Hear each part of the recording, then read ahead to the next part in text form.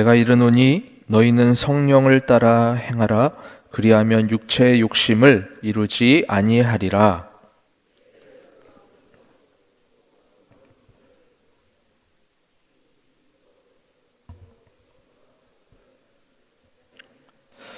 너희가 만일 성령의 인도하시는 바가 되면 율법 아래에 있지 아니하리라.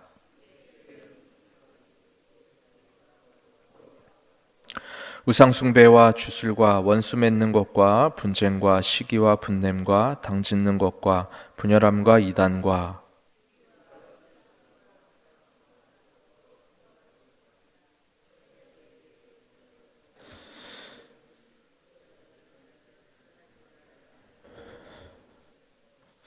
오직 성령의 열매는 사랑과 희락과 화평과 오래 참음과 자비와 양성과 충성과 온유와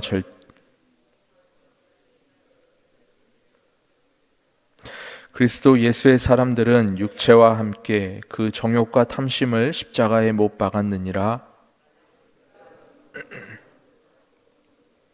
치겠습니다. 헛된 영광을 위하여 서로 노엽게 하거나 서로 투기하지 말지니라. 아멘. 갈라디아서를 관통하는 핵심 단어는 자유입니다. 예수님이 오시기 전에 모든 인류는 율법의 저주와 죄의 속박 아래에 있었습니다. 그러나 그리스도께서 우리를 그 저주와 속박에서 자유케 해주셨습니다. 바울은 갈라디아서를 통해서 우리에게 한 가지 경고를 하고 있습니다. 어떤 경고입니까? 갈라디아 교인들처럼 복음의 자유에서 너무 쉽게 저주와 속박으로 돌아가는 것을 경고하고 있습니다. 어떤 사람들은 자유에서 죄의 방종으로 돌아가고 또 어떤 사람들은 자유에서 율법의 속박으로 돌아갑니다. 오늘 본문에는 성령이라는 단어가 일곱 번씩이나 나옵니다. 고린도후서 3장 17절 말씀, 주는 영이시니 주의 영이 계신 곳에는 자유가 있느니라. 그렇습니다. 성령님은 우리를 자유케 하시는 분입니다. 이 자유를 다른 말로 성화라고 합니다. 성령님은 우리를 성화의 길로 이끌어 가시는 분입니다. 성령님의 지속하시고 지도하시고 성화시키시는 사역이 없다면 우리는 예수 그리스도께서 이루어 주신 자유를 바로 잃어버리게 되고 죄의 방종과 율법의 속박으로 다시 돌아갈 수밖에 없는 나약한 존재입니다. 오늘 본문은 육체와 성령을 대조하고 있는데 우리 16절로 18절 다시 한번 읽어보겠습니다. 내가 이르노니 너희는 성령을 따라 행하라. 그리하면 육체의 욕심을 이루지 아니하리라.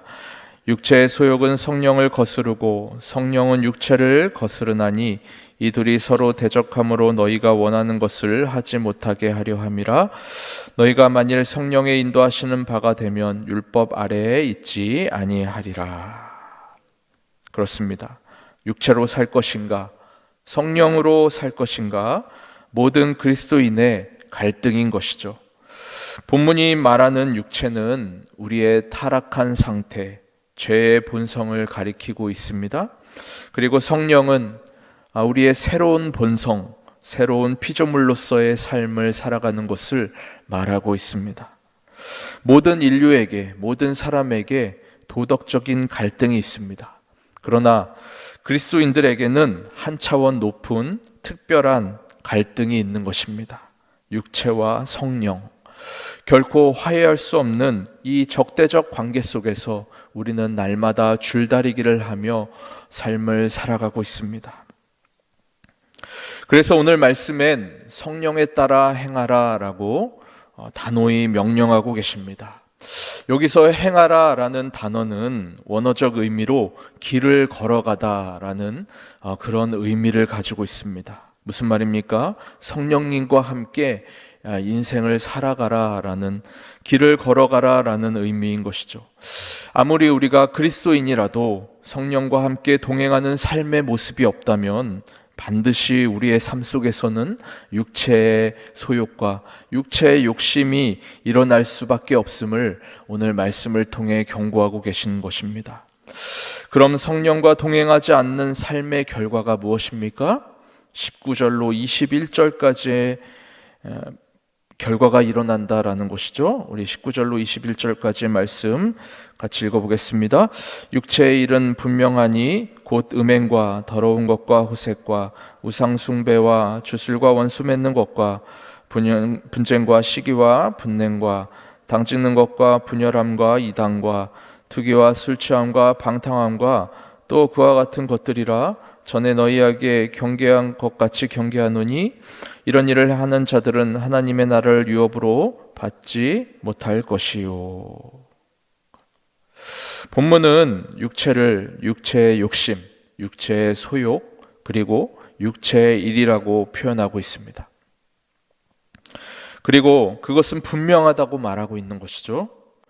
인간의 옛 본성에 이끌려 살아가게 되면 그 결과는 명백하고 확실하게 우리의 삶 속에 이처럼 나타나게 된다라고 말하고 있는 것입니다. 어떤 모습으로 나타나게 됩니까? 바울은 이 육체의 소욕을, 육체의 일을 네 가지 영역에서 말하고 있습니다. 첫 번째 영역은 바로 성적인 영역입니다. 음행과 더러운 것과 호색입니다. 그리고 두 번째 영역은 종교적 영역인 것이죠. 우상숭배와 주술, 원수 맺는 것입니다. 그리고 세 번째 영역은 인간관계의 영역입니다. 죄악된 본성으로 인간관계가 망가지는 것입니다. 싸움과 시기, 분노, 불화, 당파적 음모와 질투와 이기적인 야심이 우리의 삶 속에 일어날 수밖에 없게 된다라는 것이죠. 그리고 네 번째는 음주의 영역입니다. 이 음주의 영역은 삶의 쾌락에 젖어들고 삶의 방탕함에 젖어드는 그런 삶을 살아가는 것이죠. 에베소서 5장 18절 말씀, 술 취하지 말라 이는 방탕한 것이니 오직 성령으로 충만함을 받으라. 그런 다음으로 육체의 일과 대조되는 성령님이 행하시는 일이 무엇입니까? 22절로 23절까지의 말씀 우리 같이 읽어보겠습니다. 오직 성령의 열매는 사랑과 희락과 화평과 오래 참음과 자비와 양성과 충성과 온유와 절제니 이 같은 것을 금지할 법이 없느니라. 아멘. 성령의 열매는 세 부분으로 나눌 수 있습니다. 첫 번째 부분은 사랑과 희락과 화평입니다. 이것은 하나님께 대한 우리의 태도와 관련이 있는 것입니다. 사랑은 하나님에 대한 사랑이고 또 희락은 하나님 안에서 기쁨을 누리는 것이고 그리고 화평은 하나님과 함께 화평의 복을 누리는 것입니다. 그리고 두 번째 부분은 오래 참음과 자비와 양성입니다. 양선입니다. 이것은 인간관계의 미덕입니다.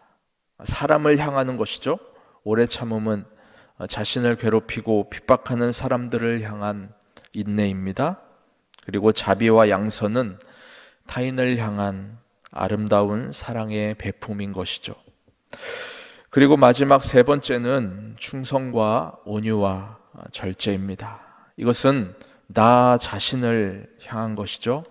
충성은 내 자신의 믿음을 말하는 것이고 온유와 절제는 내 자신의 내적인 강인함, 내적인 아름다움을 말하는 것입니다. 그렇습니다. 성령님의 인도를 받고 성령과 동행하는 사람은 이처럼 하나님을 향해 또 이웃을 향해 그리고 내 자신을 향해 이처럼 아름다운 삶의 모습, 삶의 열매를 맺어가게 된다라는 것입니다. 이처럼 육체의 일과 성령의 열매는 이처럼 대조적이고 적극적으로 서로 충돌하고 서로 결코 화해할 수 없는 연결될 수 없는 영원한 평행선을 달리고 있는 것이죠. 안타까운 것은 우리 안에 거룩함을 사모하고 정말 거룩함을 속망하는 그런 의지가 있지만 또 성령을 거스르고 육체의 욕구로, 육체의 욕심으로 살고 싶어 하는 그 타락한 본성도 우리 안에 같이 공존하고 있기에 우리의 실존은 이 둘과 날마다 싸우는 삶을 살아가게 될 수밖에 없습니다. 그래서 바울은 로마서 7장에서 유명한 말을 하는 것이죠. 그러므로 내가 한 법을 깨달았노니 곧 선을 행하기 원하는 나에게 악이 함께 있는 것이로다. 내 속사람으로는 하나님의 법을 즐거워하되 내 지체 속에 한 다른 법이 내 마음의 법과 싸워 내 지체 속에 있는 죄의 법으로 나를 사로잡는 것을 보는도다. 이것이 그리스도인의 갈등인 것입니다. 이 갈등은 맹렬하고 견디기 어려우며 끊임없이 우리 삶에 일어나는 것이죠. 그리고 정말 중요한 것은 결코 우리의 힘으로는 도저히 승리할 수 없는 싸움이다 라는 것입니다. 그럼 사랑하는 성도 여러분, 이 비극적 고백이 그리스도인의 최종적 발언이 되어야 하겠습니까? 결코 그럴 수 없다라는 것입니다. 너희는 성령을 따라 행하라. 그리하면 육체의 욕심을 이루지 아니하리라. 그럼 결론적으로 육체의 욕심을 통제하고 성령의 열매를 맺어가는 참 복음의 삶, 참 자유의 삶의 비결이 무엇일까요? 오늘 본문은 두 가지로 말하고 있는 것이죠. 첫 번째 24절 말씀 같이 읽어보겠습니다. 그리스도 예수의 사람들은 육체와 함께 그 정욕과 탐심을 십자가에 못 박았느니라. 그렇습니다.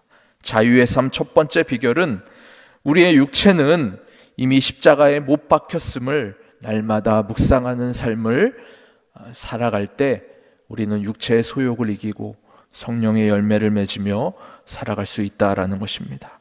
우리의 옛사람은 이미 주님과 함께 십자가에 못 박혔습니다. 우리의 옛사람은 지금 십자가에 못 박혀서 지금 죽어가고 있는 것입니다. 이 땅에서의 삶이 끝날 때까지 우리의 옛사람은 십자가에 계속 매달려 있습니다. 그러나 문제가 무엇입니까? 이 십자가에 못 박힌 옛사람을 그리워하고 그래서 다시 풀어놓고 십자가에 끌어내리려고 해서는 안 된다라는 것이죠.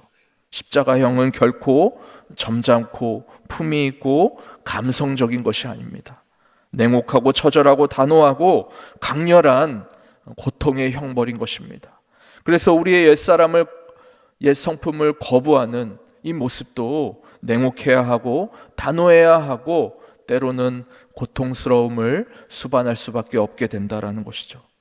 우리가 십자가를 바라볼 때 십자가를 바라보며 예수님의 은혜, 예수님의 사랑을 기억하며 묵상하는 것, 그와 동시에 이 십자가에 우리의 옛사람의 모습도 바라봐야 합니다. 십자가에 우리의 옛사람, 옛 성품, 옛 습관도 못 박히고 있음을 우리가 깊이 깨달으며 묵상하며 살아가는 저와 여러분 되기를 간절히 소망합니다. 두 번째, 성령의 열매를 맺어가는 자유의 삶 두 번째 비결은 성령으로 행하는 것입니다. 25절 말씀 같이 읽어보겠습니다. 시작. 만일 우리가 성령으로 살면 또한 성령으로 행할지니. 본문은 성령에 대한 우리의 태도를 두 가지로 말하고 있습니다. 18절 말씀에는 성령의 인도하심을 받아라. 그리고 25절 말씀에는 성령으로 행하라 라고 말씀합니다. 바로 이 두 가지가 성령님과 동행하는 삶의 본질인데요. 성령의 인도하심을 받아라는 수동태적 어법으로 쓰였습니다. 그리고 성령으로 행하라 라는 것은 능동태적 어법으로 쓰였습니다. 무슨 말입니까? 성령의 인도하심을 받아라는 성령님이 주체가 되는 행동이고, 그리고 성령으로 행하라 라는 것은 우리가 주체가 되는 행동인 것입니다. 인도하시는 분은 성령님이시고, 우리를 성화의 길로 이끌어 가시는 분은 성령님이시고, 그 길로 순종하며 행해야 하는 것은 바로 우리라는 말입니다. 그렇습니다. 성령으로 행한다는 것은 성령님께서 인도하시는, 성령님께서 만들어 놓으시는 길을 따라서 걸어간다라는 것을 의미하는 것입니다. 사랑하는 성도 여러분, 성령님의 인도하심에, 성령님의 주관하심에 수동적으로 따라가는 것으로는 부족합니다. 보다 적극적으로 성령의 길로 행하는, 성령의 길로 열심히 걸어가는 저와 여러분 되기를 간절히 소망합니다. 그럴 때 성령의 열매가 우리의 삶에 맺어갈 수 있는 것입니다. 말씀을 마치겠습니다. 신학자 존 스토트는 오늘 본문을 주석하며 이렇게 고백합니다. 나는 그리스도께 속해 있다. 나는 육체를 십자가에 못 박았다. 내가 육체를 십자가에서 내려놓는 것은 꿈을 꿀 수 없는 일이다. 내 안에 성령님께서 거하신다. 그러므로 나는 성령의 일에 마음을 쓰며 성령의 지배와 인도에 따라 적극적으로 행할 것이다. 사랑하는 여러분, 이 존 스토트의 믿음의 고백이 우리의 고백이 되기를 간절히 소망합니다. 보다 적극적으로, 보다 능동적으로 날마다 성령님께서 놓으신 길로 걸어가서 우리의 육체를 이기며 성령의 열매를 맺으며 복음의 참 자유의 삶, 주님과 동행하는 행복한 믿음의 여정을 날마다 하루하루 걸어가시는 저와 여러분 되기를 주님의 이름으로 간절히 소망합니다. 기도하겠습니다. 하나님 아버지, 십자가 대속의 은혜로 우리를 생명의 길로, 자유의 길로 걸어가게 하심에 감사를 드립니다.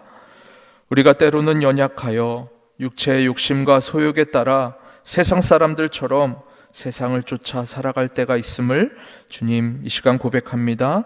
용서하여 주시옵소서.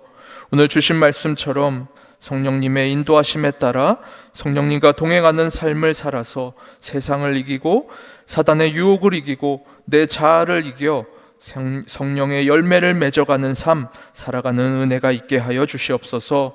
내 옛 자아는 십자가에 못 박혔음을 날마다 묵상하며 성령님의 인도하심을 날마다 민감히 반응하며 적극적으로 그 길로 행하는 성령의 열매를 맺어가는 삶 살아가는 은혜가 있게 하여 주시옵소서.